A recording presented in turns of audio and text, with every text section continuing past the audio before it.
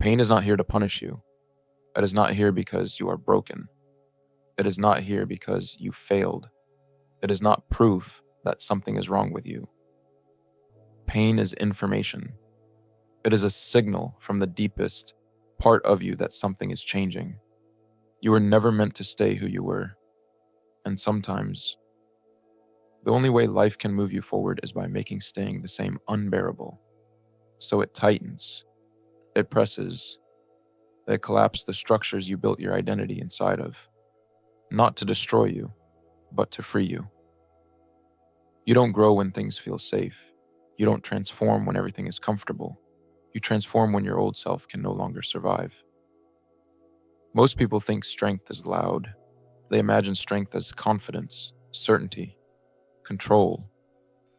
But real strength is quiet. Real strength looks like getting up when nobody claps, breathing through waves that feel endless, staying alive on days you don't want to be. Real strength is invisible, and you have been practicing it every single day, even when you don't give yourself credit, especially then. You didn't choose what happened to you. You didn't choose the loss, the abandonment, the betrayal, the disappointment, the version of life that didn't show up the way you prayed for. But you are choosing something right now. You are choosing to remain conscious. You're choosing to feel instead of numb. You're choosing to stay present instead of disappearing. That choice is power. Pain has a strange intelligence. It goes exactly where your old identity lives. It presses against false beliefs. It exposes illusions. It dissolves attachments. Not because you deserve suffering, but because your soul refuses to live small. You're not cursed. You're being refined. You're being stripped of everything that cannot survive your next level. That includes old patterns, old relationships, old self-concepts, old timelines. And yes, it hurts. Because death hurts, even when it is the death of something false, even when it is the death of something that was never aligned. Your nervous system doesn't know the difference between danger and transformation. It only knows intensity. So it calls it pain. But on the other side of pain is clarity. On the other side of pain is sovereignty.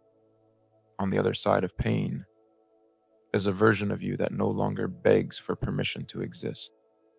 You're not becoming strong. You already are strong. You are remembering it. Strength is not the absence of fear. Strength is staying open while fear passes through you. Strength is letting your heart break without letting it harden. Strength is continuing to love life even when life has not been gentle.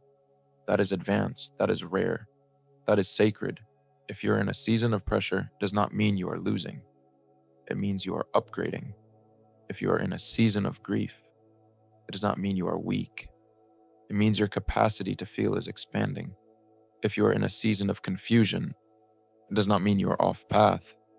It means the old map no longer works, and something truer is forming.